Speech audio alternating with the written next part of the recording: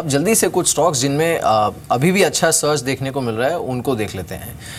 Reliance industries को आप देखिए डे हाई पे, एडीएजे ग्रुप के stocks, Reliance capital, Reliance communication, Reliance defence, इन पर काफ़ी अच्छा मूव देखने को मिला है। टाटा मोटर्स तो है ही डे हाई पे। सीमेंट स्टॉक्स में भी आप देखिए अच्छा मूव देखने को मिल रहा है, जिन पर काफ़ी अच्छा रुझान इस समय देखने को मिल रहा है। आनंद, जो टेलीकॉम स्टॉक्स हैं उसमें आप क्या करेंगे, बिकॉज इसमें भी पार्शली बदलाव हुआ है, हालांकि उसमें not that FDI was a huge trigger for them because काफ़ी रिलैक्स हैं वैसे ही नॉर्म्स यहाँ पर, लेकिन टेलीकॉम स्टॉक्स पर आपका व्यू क्या है इस समय, considering the looming war about 4G और उससे पहले इस तरह के जो बदलाव हुए हैं, क्योंकि सारे इंट्राडे हाई पे हैं इससे। देखिए आज मार्केट जनरली हाई पे है, इसलिए मैं ये नहीं कहूँगा कि किसी एक कारण जो है टेलीकॉम पे ही कोई खास प्रभाव पड़ा है।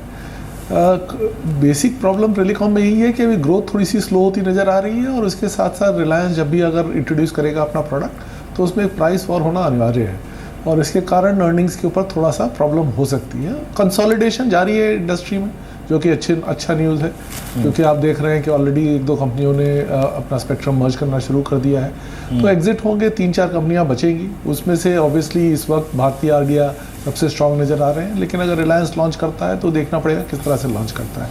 मुझे नहीं लगता कि बाकी और किसी चीज़ का प्रभाव टेलीकॉम पे पड़ेगा, पर इस बार मेन चीज़ यही है कि प्राइस वॉर कितनी इंटेंस होती है।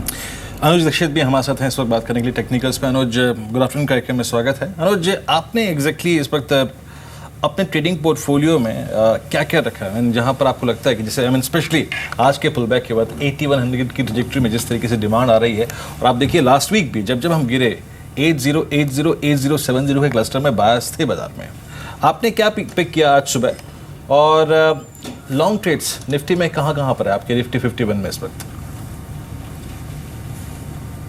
जी आपने वीरेन जी बिल्कुल सही कहा। आज जिस तरीके से मार्केट ओपन हुआ था, कहीं ना कहीं एक कयास थी कि मार्केट थोड़ा नीचे लोअर लेवल पर रहेगा, लेकिन उसके बाद पूरे दिन में एक रिकवरी का माहौल देखने को मिला है, और अभी हम डेज हाई पर ट्रेड कर रहे हैं।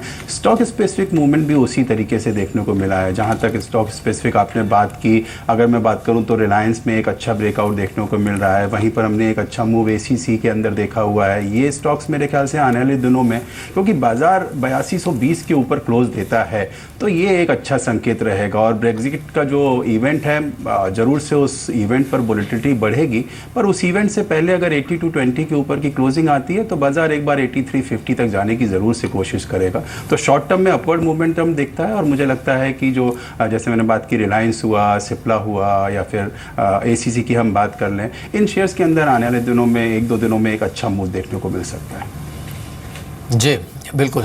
चलिए, इस बीच एफडीआई और उससे जुड़ी जो खबर है उस पर और भी बातचीत करेंगे, लेकिन इस समय एक बार ब्रॉडर मार्केट को देख लेते हैं। आप मिड कैप में भी देखिए, DLF अब 3.25% ऊपर है, Sun Pharma advance, Dewan housing, Mindtree, Havells, oil India, Persistent, Petronet LNG, इन काउंटर्स पर काफ़ी अच्छा मूव देखने को मिल रहा है।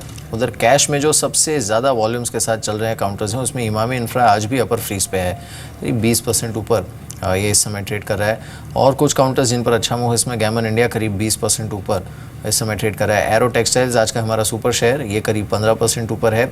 इंडियन बैंक इस काउंटर पर अच्छा मूव है, करीब 14% ऊपर ये समय है। स्टोर वन रिटेल ये करीब 10% ऊपर है, और साथ ही भारतीय डिफेंस ये भी करीब 11% ऊपर 27.80 के आसपास ट्रेड करते हुए।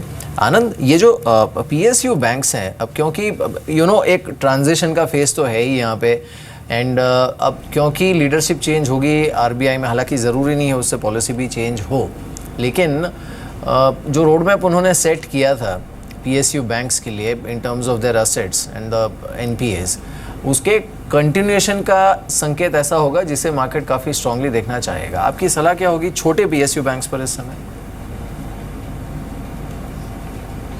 देखिए, PSU बैंक्स में दो चीज़ें हैं। एक तो उनका जो स्ट्रेटेजिक पोजीशन है वो बड़ा वीक है, क्योंकि वो अपना जिस तरह से लेंडिंग करते हैं वो कम से कम उसमें बदलाव अगर जब तक नहीं आता है तब तक ये साइकिल बनता रहेगा। 8-10 साल के बाद आप उसको रिकैपिटलाइज करेंगे और फिर से वो NPA बना के उसको लॉस पे कर देंगे। ये हमने अभी पिछले 20 साल में 2 बार देख चुके हैं, और मुझे नहीं लगता इसमें कोई बदलाव आने वाला है। दो तीन चीज़ें जो गवर्नमेंट और आरबीआई ने मिलकर करी थी, बैंक सुपरविजन बोर्ड, नया तरीका, separation of CEO and chairman, ये सब अच्छी चीज़ें हैं। अगर इसको आगे बढ़ावा मिलेगा तो इससे फ़ायदा ही रहेगा। जहाँ तक एनपीए रिकग्निशन का सवाल है, मुझे लगता है ये सबसे बड़ा फेलियर था आरबीआई पॉलिसी का। 3 साल में 3 बार आपने तरीके बदलाव लाए, किस तरह से आप एनपीए को रिकॉग्नाइज करेंगे और किस तरह से उसको रिकवर करेंगे। और अभी तक जो है ये सेटल नहीं हुआ कि रिकवरी किस तरह से होगी, क्योंकि ज़्यादातर कंपनियां जो हैं वो ऐसी सिचुएशन में है कि वो रिकवर हो भी शायद नहीं सकती हैं। तो फाइनली आपको ग्रोथ पे ध्यान रखना पड़ेगा। बैलेंस शीट बैंक की जब तक बढ़ती नहीं है तब तक एनपीए परसेंटेज कम नहीं होंगे। मेरे हिसाब से सबसे बड़ा जो पॉइंट अभी होपफुली नए आरबीआई गवर्नर ध्यान देंगे, जो कि पिछली बार पॉलिसी में नहीं आता था, कि वो है खाली इंटरेस्ट रेट पे नहीं लेकिन ग्रोथ पे फोकस किया जाए। और अगर लेंडिंग ग्रोथ होता है तो लेंडिंग ग्रोथ होगी, बैलेंस शीट बढ़ेगी, एनपीए अपने आप परसेंटेज वाइज कम होते जाएंगे। तो ब्रॉडली इस वक्त मेरे हिसाब से अनलेस कोई बहुत ज़्यादा bearish kind of RBI governor चुना जाए, मेरे हिसाब से इस वक्त पीएसयू बैंक्स में डेफिनेटली देखना चाहिए। लोकल ग्रोथ के ऊपर जो भी कंपनियां निर्भर करती हैं उस पर ध्यान लगाना चाहिए। और बेसिकली आप ये अज्यूम करें कि हमारे देश के लिए बहुत ही पॉजिटिव ग्रोथ इंडिकेटर है कि गवर्नमेंट आरबीआई की पॉलिसीज़ थोड़ी सी होपफुली ग्रोथ ओरिएंटेड हो जाएंगी और खाली डेफिसिट के ऊपर ध्यान नहीं देंगी।